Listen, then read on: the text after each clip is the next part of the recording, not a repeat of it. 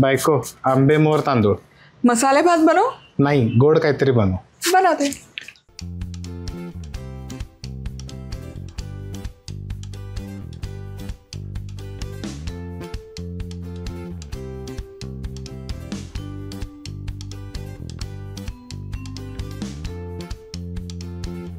चला आता यापासून काहीतरी आहे ना मस्त बनवूयात गोडाचं. आणि तांदळाची पिठी नसते की नाही बऱ्याचदा घरी, मग पिठी नसेल तरी हे मोदक कसे बनवायचे ते आज आपण बघणार आहोत. तर सगळ्यात आधी तांदूळ मोजून घेणं गरजेचं आहे. आता इथे मी आंबेमोहर घेते, इंद्रायणी किंवा बासमती घेतला तरी काहीच हरकत नाही. सो अर्धा कप इथे हा तांदूळ घेते. तर यामध्ये ना एक सिक्रेट इन्ग्रेडियंट मी घालणार आहे, जो घालणं अगदी ऑप्शनल आहे, पण यामुळे ना त्या पिठीला छान असा एक ठिसूळपणा येतो किंवा एक पांढरा शुभ्र रंग पण येतो, चिकटपणा पण येतो. कारण आता पीठ आपण दळून आणणार नाही आहोत, इन्स्टंट मोदक आहेत, तर तो जो चिकटपणा लागतो तो यापासून मिळणार आहे. आणि भारताबाहेर बरेच जण राहतात ना, तर त्यांच्यासाठी ही खूप छान टीप आहे. तांदळाचं पीठ जे तुम्ही किराणा मालाच्या दुकानातून आणता त्यामध्ये जर चमचाभर साबुदाणा मिक्सरमध्ये फिरवून त्याचं पीठ तुम्ही घातलं ना तर तुमची मोदकाची पिठी कमाल होईल, छान चिकटपणा त्याला येईल. आणि बाऊल हे मला प्रचंड आवडतात बाऊल सिरॅमिकचे. चला आता सगळ्यात आधी काय करायचं, अर्धा कप हा तांदूळ घ्यायचा, यामध्ये अगदी एकच चमचा साबुदाणा घालायचा. नाही घातला तरी चालेल, मी पुन्हा पुन्हा सांगते. आणि हे तांदूळ 3 ते 4 पाण्याने तरी स्वच्छ धुवून घेणं गरजेचं आहे. म्हणजे त्यातलं जो काळपट पाणी आहे ते निघून जाईपर्यंत, त्यातला स्टार्च कमी होईपर्यंत छान हे धुवून घेऊयात. चला आता तांदूळ स्वच्छ धुवून झाले की अर्धा कप पाणी घेते, यामध्ये हे पाणी घालायचं. अर्धा कपच पाणी घालायचं, यापेक्षा जास्त पाणी आत्ता आपण इथे वापरणार नाही आहोत. आणि आता अर्धा तास हा साबुदाणा आणि तांदूळ एकत्र भिजण्यासाठी ठेवूयात. हे आता भिजतंय तोवर पुढची तयारी करूयात. सो काही गोष्टी लागतील आपल्याला.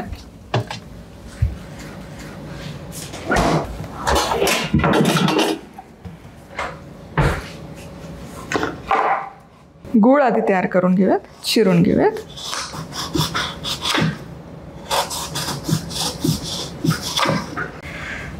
वेलची पूड पण लागते, सो ते करायची.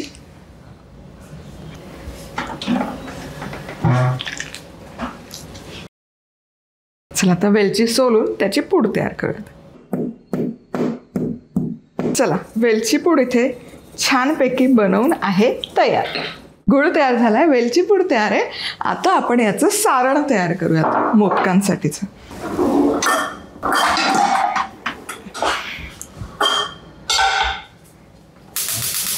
आणि आता सारण बनवण्यासाठी अर्थातच एक चमचाभर तूप घालायचं. आणि आता या तुपामध्येच थोडीशी खसखस घालायची. आणि त्याचसोबत मी घालते सुकामेवा. आणि हे खसखस आणि सुकामेवा एक 2 ते 3 मिनिटं हलकासा त्याला सोनेरी रंग येईपर्यंत तुपामध्ये परतून घेऊया. चला सुकामेव्याला छान असा हलकासा सोनेरी रंग आलेला आहे. आता यामध्ये आपण घालूयात 1.5 कप ओल्या नारळाचा चव. आणि हा 3 ते 4 मिनिटं भाजून घ्यायचं. खोबरं छानपैकी परतवून झालंय, भाजून झालंय. हे बघा, सारण हे या पद्धतीने केलं ना की टिकायला मदत होते, म्हणून ते भाजून घ्यायचं. आता 1.5 कप खोबरं आहे तर 1.25 कप इथे मी गूळ घेते. गुळाचं प्रमाण तुम्हाला कितपत गोड आवडतं त्याप्रमाणे तुम्ही वाढवून घेतलं तरी चालेल. तर गूळ विरघळेपर्यंत हे छान परतवून घ्यायचं. गूळ छान विरघळला आणि त्यानंतर एक 3 ते 4 मिनिटं फक्त हे परतवून घेतलं आणि तुम्ही बघू शकाल मस्त असं सोनेरी रंग आलेला आहे आणि कमाल दिसतंय हे सारण. आता यामध्ये आपण घालतोय वेलची पूड आणि त्याचसोबत थोडंसं जायफळ, अगदी पाव चमचा किंवा चिमूटभर. आणि आता हे सगळं मिसळून घ्यायचं आणि ते मस्तपैकी आपलं खमंग असं सारण बनवून तयार आहे. सारण बनवून तयार आहे आपलं. आणि हे जे तांदूळ आणि साबुदाण्याचं मिश्रण आपण भिजण्यासाठी ठेवलं होतं हे देखील बघा छान मुरलेलं आहे, तयार झालेलं आहे. आता मिक्सरच्या भांड्यामध्ये यामधल्या पाण्यासकट हे मिश्रण काढून घ्यायचं. आता या मिश्रणात वाढीव पाणी अजिबात घालायचं नाही आहे. जितक्या पाण्यात आपण ते भिजवलं तितकंच पाणी आहे. आणि हे मिक्सरला फिरवूयात. जितकं शक्य असेल ना तितकं एकदम बारीक हे आपल्याला दळून घ्यायचं आहे. चला, हे तांदळाची पिठी छान आपण दळून घेतली आहे. आता कितीही बारीक दळली तरी एकदा आहे ना ही गाळणीतून छानपैकी गाळून घ्यायची. म्हणजे इन केस तांदळाचे वगैरे काही त्यामध्ये कण राहिले असतील तर ते आपल्याला पूर्ण काढून टाकायचे. हे बघा, त्यामुळे हे गाळून घेणं गरजेचं आहे. आता या पिठीमध्ये आपण अर्धा कप दूध घालतोय. गॅस सुरू करायचा. आता इथे प्रमाण आहे ना अतिशय गरजेचं आहे. अर्धा कप तांदूळ स्वच्छ धुवून आपण अर्धा कप पाण्यामध्ये भिजत घातले होते आणि फक्त ते मिश्रण घेतल्यावर त्यात अर्धा कप दुधाचा वापर केला. हे सोडून यामध्ये अजिबात आपण काहीही घालणार नाही आहोत. आता अजिबात हे कुठे न सोडता एकसारखं मोठ्या आचेवर शिजवून घ्यायचं. हे मिश्रण आहे ना एकसारखं ढवळत राहायचं, अजिबात सोडायचं नाही. हे बघा, जसं हे शिजतं ना तसं हे याच्या गुठळ्या, तांदळाच्या गुठळ्या व्हायला सुरुवात होतात. त्यामुळे हे एकसारखं ढवळत असं शिजवत राहणं अत्यंत गरजेचं आहे. आता 5 मिनिटं झाले मी हे एकसारखं ढवळत आहे ना शिजवून घेतलं आहे. फार वेळ लागत नाही बरं का, तुम्हाला असं वाटेल खूप वेळ लागतं. आता हे आणखी एक 5 मिनिटं पूर्ण यातलं पाणी यामध्ये शोषून घेईपर्यंत शिजवून घ्यायचं. चला, आणि हे बघा ही छान अशी उकड आपली बनवून तयार आहे. एकदम घट्टसर असा गोळा झाला आहे, तुम्ही बघू शकाल. आणि त्याला चकाकी देखील छानपैकी आलेली आहे. आता यामध्ये झाकण ठेवायचं. गॅस बंद करते. 5 मिनिटं हे मुरण्यासाठी असंच गॅस बंद करून ठेवूयात. हे असं छानपैकी फटकल मारून मोदक बनवायचा मजा येते. शक्यतो असंच उभ्या उभ्याने करण्यापेक्षा ही मजा काही औरच. आता ही उकड जी आहे ही उकड आपण काढून घ्यायची. आता एखादा तांब्या किंवा एखादी वाटी घ्यायची आणि ही उकड गरम गरम असतानाच आहे ना अशी मळून मळून घ्यायची, म्हणजे ती छान अशी लवचिक होते. आता हे पीठ बघाल छान मी मळून मळून घेतलेलं आहे, एकजीव झालं आहे छानपैकी. आता यातून छोटा गोळा घ्यायचा. तुम्हाला कितपत आणि आहे ना ही तांदळाची पिठी नाही आहे. तांदळाच्या पिठाऐवजी तुम्ही तांदळाची पिठी नाही आहे म्हणूनच हे करताय तर मैदा घेऊ शकता किंवा कॉर्नफ्लॉरचा वापर करू शकता. आता हे एकसारखं करून घेऊया.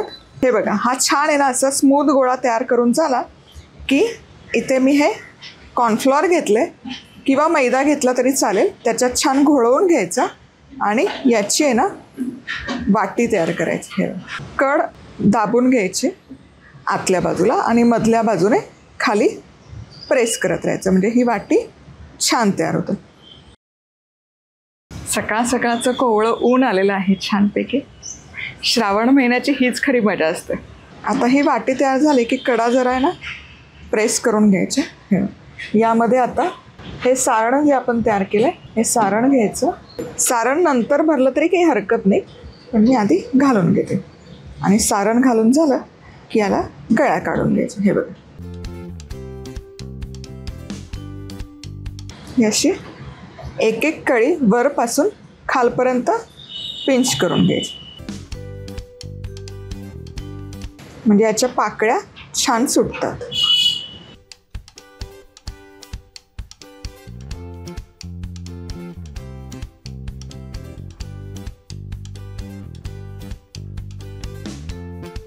आता हे करून झालं की हे सारण आत थोडंसं दाबून घ्यायचं. या पाकळ्या आहेत ना एका दिशेला आपण फिरवून घेऊयात. या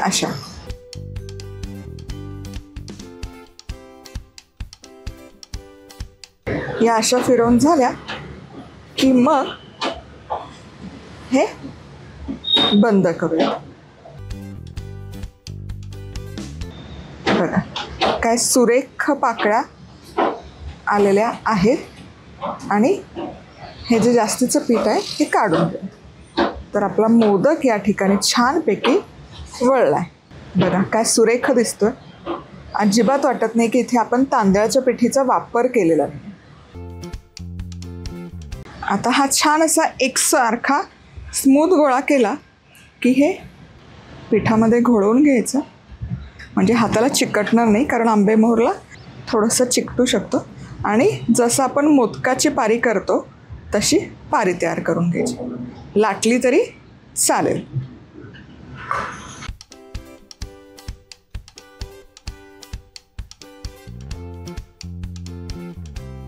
हे मधल्या अंगठाने, हा अंगठा आहे ना, याने आतनं दाबत जायचं आणि बाहेरच्या बाजूने ही वाटी आत करत राहायची.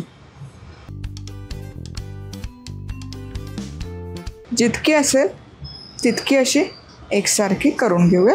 छान ऊन आलेलं आहे बाहेर.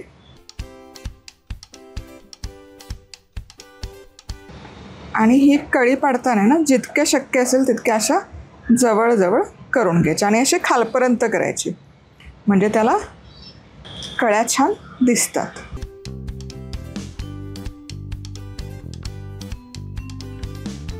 आता हे झालं ना की यामध्ये हे सारण भरायचं. सारणाची गोळी अशी भरून घ्यायची आणि आहे ना या पाकळ्या आधी आपण आहे ना अशा एका साईडला दुमडून घेऊयात. अशा करून घेऊयात, म्हणजे जेव्हा हे वळू ना आपण तेव्हा त्या एकाच दिशेला वळल्या जातील.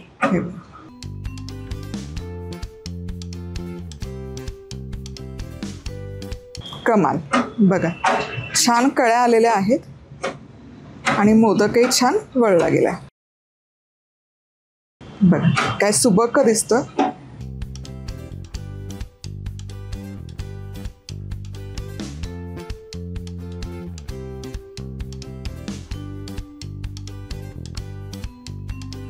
उकडीचे मोदक छानपैकी वळून घेतलेले आहेत. तर अर्धा कप तांदूळ घेतले तर त्यामध्ये 15 छान गुबगुबीत आकाराचे मोदक बनवून तयार होतात. काय कमाल दिसतात पहा. चला आता हे ना आपण वाफवून घेऊयात. आता ह्यामध्ये 2 मोदकामध्ये थोडं अंतर ठेवून मोदक ठेवून घेऊयात. आणि आता यावर छानपैकी केशर लावूयात.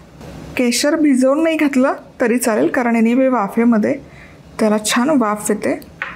आता इथे इडली पात्र आहे किंवा स्टीमर आहे माझ्याकडे, त्यामध्ये हे मोदक आपण वाफवण्यासाठी ठेवूयात. आता मध्यम आचेवर हे मोदक फक्त 10 मिनिटं आपण वाफवून घेणार आहोत. 10 मिनिटाच्या वर नका वाफवू, नाहीतर काय होतं ना, थंड झाले की ते खूप चांबट आणि चिवट होतात. त्यामुळे मोदक आपण ऑलरेडी उकड काढले, त्यामुळे मोदक पात्रात 8 ते 10 मिनिटं पुरेसे होतात. चला आता हे मोदक बरोबर 10 मिनिटं मी वाफवून घेतलेत. गॅस करते बंद आणि आता चेक करूया. आहा, मस्त असे वाफ आलेले मोदक. क्या बात है. बघा काय सुंदर दिसतात मोदक. एकदम पांढरे शुभ्र झालेले आहेत आणि कळीदार झालेले आहेत. पिठीचा अजिबात इथे आपण वापर केलेला नाही.